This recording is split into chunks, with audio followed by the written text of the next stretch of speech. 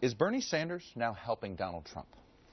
Oh, I don't think so. I think that Senator Sanders has every right to finish off his campaign however he chooses. I do think there will then be the obvious need for us to unify the party. I faced the same challenge in 2008.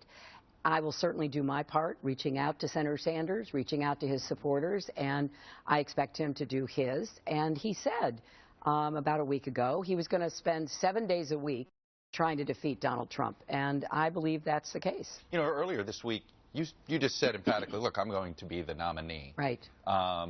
Just about 10 days earlier, you weren't ready to say that. The only thing that has changed is you narrowly won Kentucky.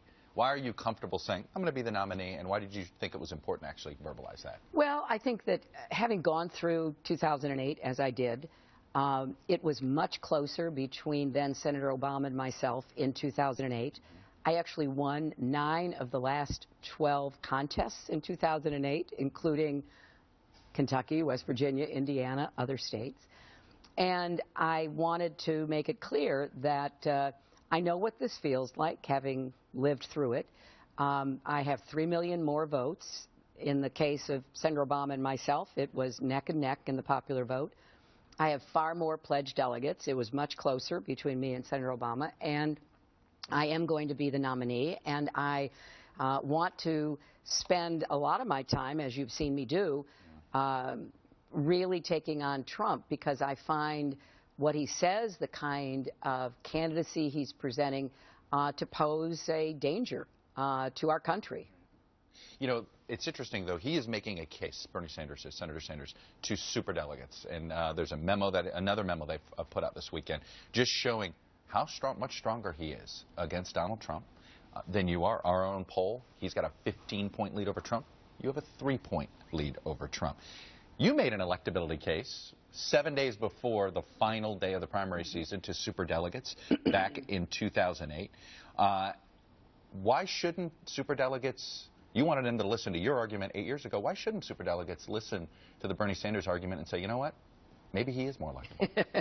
Well, first of all, people have voted for me overwhelmingly in the Democratic primary process, and that is absolutely clear and very different from where we were in 2008. I could make the case, which I did, that I was actually slightly ahead in the popular vote when we ended that primary, but I was behind in the pledged delegates. It's also fair to say that I have been vetted and tested, and I think that that puts me in a very strong position. You don't think Bernie Sanders has been vetted? You don't think this one long year of campaign, your campaign against him, has vetted him? Let me say that I don't think he's had a single negative ad ever run against him. And that's fine. But we know what we're going into, and we understand what it's going to take to win in the fall. And finally, I would say that, you know, polls this far out mean nothing. They certainly mean nothing to me. And I think if people go back and look, they really mean nothing in terms of analyzing what's going to happen in the fall. Do you think this lead for Sanders is an illusion a little bit?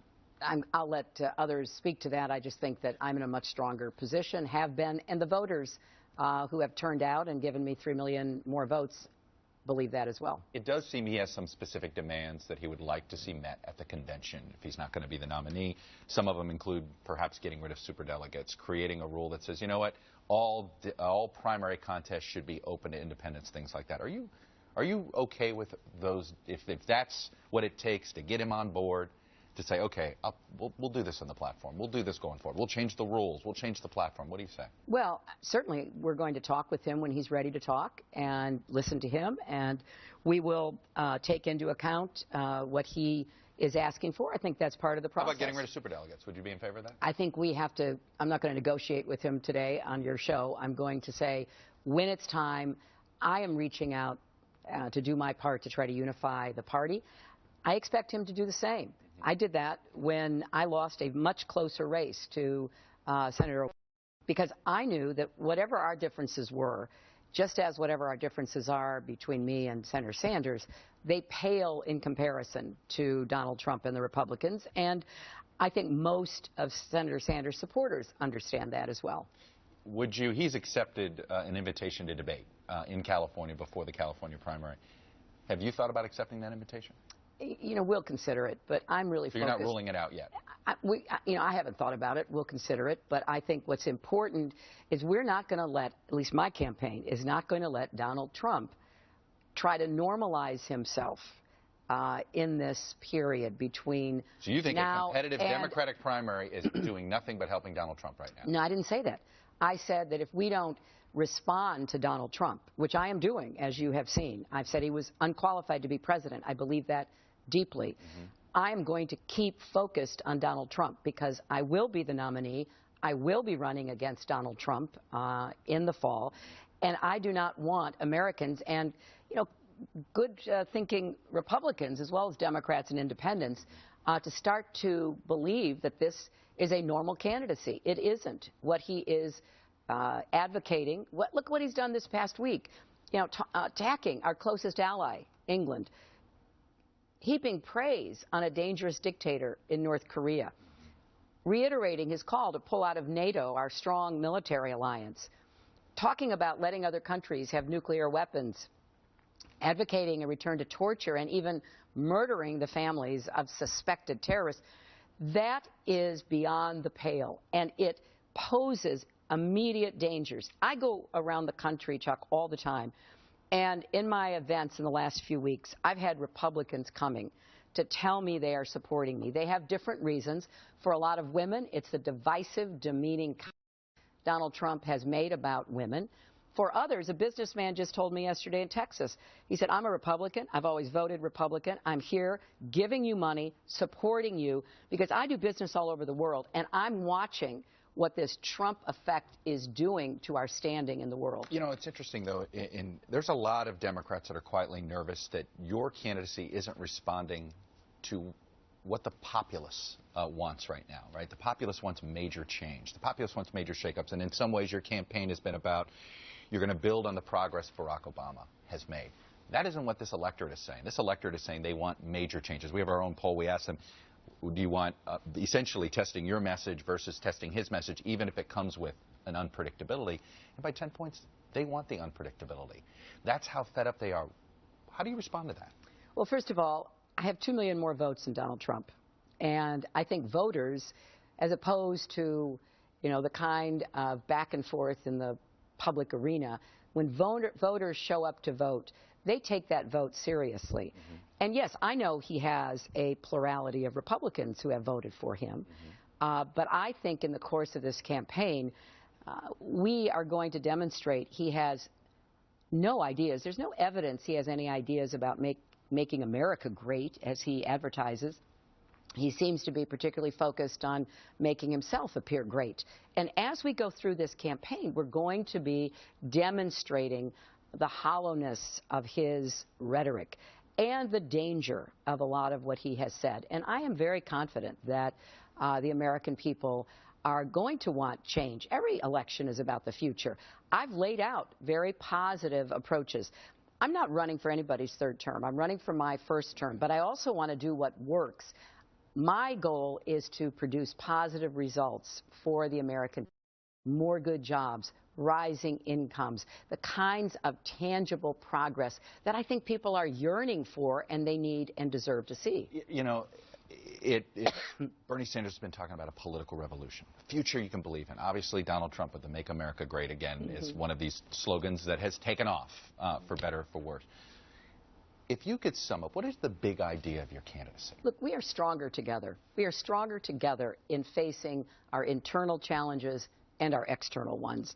We are stronger together if we work to improve the economy, and that's going to mean trying to get the Republicans to do what will actually help produce more jobs, like we saw in the 1990s. We are stronger together when we have a bipartisan, even nonpartisan foreign policy that protects our country and that provides the kind of steady, strong, smart leadership that the rest of the world expects from us. And I know that slogans come and go and all the rest of it. But when I look at where we are in our country together, we need to unify the country. We are stronger together when we act on a set of plans and priorities that will redound to the benefit of the American people. How do you do it?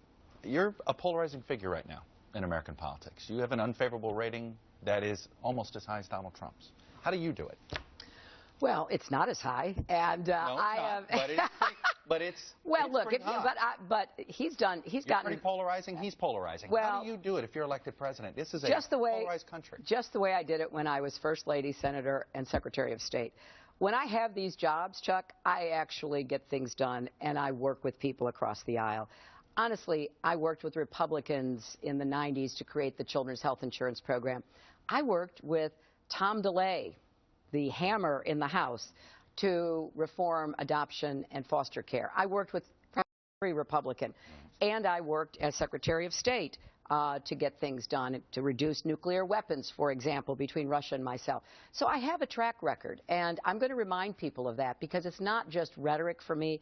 When I was Secretary of State, I had a very high approval rating, as you can go back and check, because I was doing a job that people could see.